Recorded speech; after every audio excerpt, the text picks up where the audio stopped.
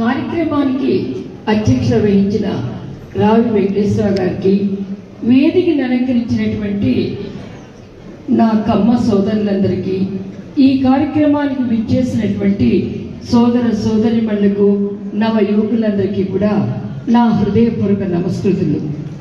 ముందుగా గర్వంతో కాకతీ తల్లికి ఒక మనస్ఫూర్తిగా మనస్సాక్షిగా ఆమెకి అభివాదం చేస్తూ, ఏ భద్రకాళినైతే రేకుబల్లి రాజధానిగా చేసుకొని హైందవ సమాజం దెబ్బతింటుందని తురుష్కుల యొక్క దండయాత్రలతో తల్లడిల్లిపోతున్నటువంటి ఈ హైందవ సమాజాన్ని ముందుకు తీసుకువెళ్ళడం కోసం హిందూ ధర్మాన్ని, హిందూ మతాన్ని, వాటిని ధీటుగా ఢిల్లీ సామ్రాజ్యవాదుల్ని ఎదుర్కొని అస్థిరత్వం నుంచి స్థిరత్వానికి తీసుకురావడానికి రూపు కల్పించినటువంటి ఆ కాపయ్య నాయుడు గారిని, ప్రోలయ్య నాయుడు గారిని ఈరోజు ఈ వేదిక మీద వారు మన దేశానికి గర్వకారణమయ్యి మొదటి కమ్మ సార్వభౌములు, మన కమ్మవారి యొక్క ఔన్నత్యాన్ని, కమ్మవారి యొక్క ఒకప్పుడు నాగలి పట్టినటువంటి మనం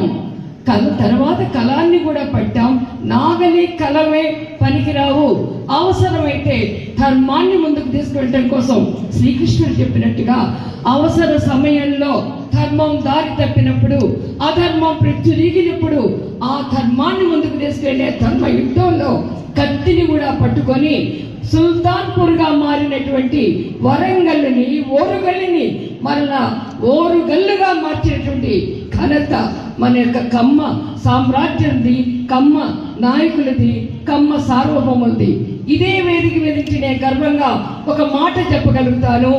ఈ ఓరుగల్లు, ఈ వరంగల్లు మన కమ్మ ప్రజల యొక్క భిక్షతో అన్నను నేను, వారి యొక్క వాళ్ళల్లో ఉన్నటువంటి శక్తితో, వాళ్ళల్లో ఉన్నటువంటి ధైర్యంతో, వాళ్ళల్లో ఉన్నటువంటి యుద్ధంలో ఉన్నటువంటి ఆరితేరినటువంటి విధానంతో వారి యొక్క దాడుల నుంచి తిప్పికొట్టి మరలా వరంగల్గా, ఓరుగల్లుగా నామకరణం చేసి ఈ రోజు ఇక్కడ మనం సెటిలర్స్ అనిపించుకున్నామంటే ఒక్కోసారి నాకు కొంచెం సిగ్గుగా కూడా అనిపిస్తూ ఉంటుంది. నేనే ఒక సెటిలర్ ఫ్రంట్ అని పెట్టుకున్నానంటే నాకు చాలా బాధ కూడా కలుగుతూ ఉంటుంది. ఇంతకు ముందే మన ఇన్స్పెక్టర్ గారు చెప్పారు, ఇక్కడ ఎక్కడ చూసినా ఒక గుంటూరు పల్లె ఉంటుందని. నేను ఒక గుంటూరు నుంచి వచ్చిన దాన్నే. గుంటూరులో ఉన్నటువంటి ఒక నిరుపురం నుంచి వచ్చి తెలంగాణ రాజకీయాలలో ఎందుకు మేము ముందుకు రాలేము? 69 నియోజకవర్గాలను శాసించగలిగినటువంటి మేము 69 నియోజకవర్గాలు ప్రభావితం చేస్తూ అనేక మంది రాజకీయ నాయకుల్ని తయారు చేస్తున్నటువంటి మేము పరిపాలనలో ఎందుకు భాగస్వాములు కాదని ఆ రోజు తెలంగాణలో ఒక ఏకైక మహిళ శాసనసభ్యురాలుగా కూడా ఎన్నికయ్యి ఈ రోజు గర్వంగా నేను చెప్పగలుగుతా, నేను కమ్మదాన్ని, కమ్మ రక్తం ఉన్నదాన్ని, కమ్మతనం ఉన్నదాన్ని, కమ్మ వాళ్ళ కోసం ప్రాణాన్ని నేను అర్పించడానికి సిద్ధంగా ఉన్నాం. అంత మాత్రాన మనం కుల పిచ్చితో ముందుకెళ్ళేటువంటి వ్యక్తులం కాదు. ఒక త్రిపురనేని రామస్వామి గారు, ఇప్పుడే గోపీచంద్ గారు అన్న మాట పేరు వింటే మనసు చాలా పులకరించింది.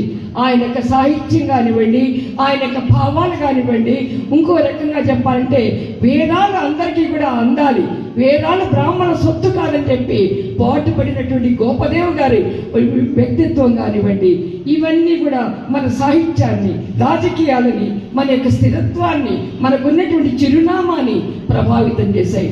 నేను ఇక్కడికి రావాలన్నదో నాకు ఒక కళ కూడా. ఆ రోజు ఎప్పుడైతే ఇక్కడి నుంచి వెంకటేశ్వరరావు గారు ఫోన్ చేశారో, ఆ తర్వాత యార్లగడ్డ రామచంద్రరావు గారు నాతో ఫోన్లో మాట్లాడారు. నేను చిన్నప్పుడు నాకు అతి సమీప బంధువు, నన్ను ప్రభావితం చేసినటువంటి వ్యక్తి, ఆర్థిక శాస్త్రంలో నేను ఒక ఆర్థిక శాస్త్రవేత్తగా మారడానికి కారణమైనటువంటి నా ప్రొఫెసర్ ఎన్జి రంగా గారు. నేను ఆయనకు ఒక మనవరాలు వరుస అవుతాను. ఆయన నాకు రోజు వాకింగ్ తీసుకెళ్తూ నిరుద్రోలు నాకు మాట చెప్తూ ఉండేవాడు, ఇది కాకతీయాస్ కమ్మ నాయకాస్ అని. ఆయన ఒక పరిశోధన గ్రంథాన్ని కూడా రాశారు. కాకతీయులంతా కూడా వారు ఎవరో కాదు, దుర్జయ వంశస్థులైన కాకతీయుని వారు ఆరాధించేటువంటి వ్యక్తులైనా కూడా వారు కమ్మవారేనని శాస్త్రోక్తంగా ఆయన నిరూపిస్తే ఆ రోజు నుంచి నాకు వరంగల్ చూడాలనే కోరిక. వాళ్ళు ఇప్పటికీ కూడా ప్రతి సంవత్సరం కూడా రుద్రదేవుని నేను దర్శించుకుంటూనే ఉంటాను.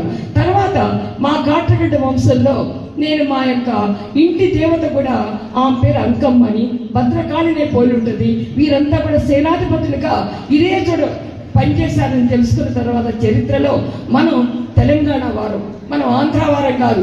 తర్వాత ఇంతకుముందు అందరు చెప్పినట్టుగా ఎక్కడ నల్ల మట్టి ఉందో ఎర్ర మట్టి ఉందో ఏ మట్టి అయినా సరే ఆ మట్టిని ఆ నీటి జాడని వెతుక్కుంటూ పోయి అడవుల్ని కొట్టి అడవుల్ని సాగు చేసి మన యొక్క చరిత్ర గొప్పలెక్కినా కూడా మనమంతా కూడా అక్కడ పరిస్థితికి అన్నపున్నలుగా మారి ధనధాన్యాలతో తొలదిగేట్టుగా చేసినటువంటి మనం, ఒక తెగకి సంబంధించినటువంటి వాళ్ళమైనటువంటి మనం ఒకవైపున ఆదిలాబాద్ దగ్గర నుంచి మన ప్రస్థానాన్ని గోదావరి, కృష్ణ, తుంగభద్ర నదుల తీరాల నుంచి పయనించుకుంటూ వచ్చి చివరికి కృష్ణా నది తీరంలో మనం స్థిర నివాసాన్ని ఏర్పరచుకొని ఆంధ్ర వాళ్ళని పిలిపించుకొని ఎప్పుడైతే ఉద్యమాలు వచ్చినాయో ఎళ్ళగొట్టించుకునే స్థితికి దిగజారిన పరిస్థితి మనం ఫేస్ అయ్యాం. కానీ మనం పూర్తి పక్కా తెలంగాణ సంస్కృతి మనది, తెలంగాణ వారసలో మనం తెలంగాణలో పుట్టి పెరిగినట్టువే కాదు. ఇంతకుముందు నాకు మన సోదరుడు వెంకటేశ్వరరావు గారు అన్నారు 90 ఏళ్ల క్రితం వచ్చామని. 90 ఏళ్ల క్రితం కాదండి మనం వచ్చింది 1326వ సంవత్సరంలో. ఎప్పుడైతే కాకతీయ సామ్రాజ్యం పతనమైపోయిందో, పతనమైన తర్వాత రేకుపల్లిలో గెరిల్లా యుద్ధాన్ని పెట్టుకొని ఆ గెరిల్లా యుద్ధమే ఈరోజు శివాజీ కూడా యుద్ధం నేర్పినటువంటి విద్య అయింది. ఎలాగైతే ఒక శివాజీని, ఒక వీరపాండ్య కట్టబ్రహ్మని వీళ్ళందరికన్నా కూడా ముందుగా ఎక్కడి వరకు పరిపాలించామంటే కనౌజ్ వరకు పరిపాలించి ఢిల్లీ సామ్రాజ్యాన్ని కూడా చేజిక్కించుకున్న సామ్రాజ్యవాదం మనది. అలాంటి సార్వభౌములు మనం, మన రాజధాని ఓరుగల్లు, మన యొక్క పట్టణం ఓరుగల్లు, మన వారసత్వం వరంగల్లు. అలాంటి వరంగల్లులో మనం ఈ రోజున రాజకీయ భిక్షలో ఉంటున్నాం. క్షమించండి, రాజకీయాలు మాట్లాడే వేదిక ఇది కాదు. కానీ మనకి సీట్లు కావాలి, సీట్లు ఉన్నప్పుడే రాజ్యాధికారులు పొందుతాం. ఏ పార్టీ తరపున నేను చెప్పలేదు. మన ప్రాతినిధ్యం కాదు, వారసత్వం ప్రకారం, సంస్కృతి ప్రకారం, మన తమాషా ప్రకారం మన సీట్లు సాధించుకోగలిగిన రోజున పరిపాలన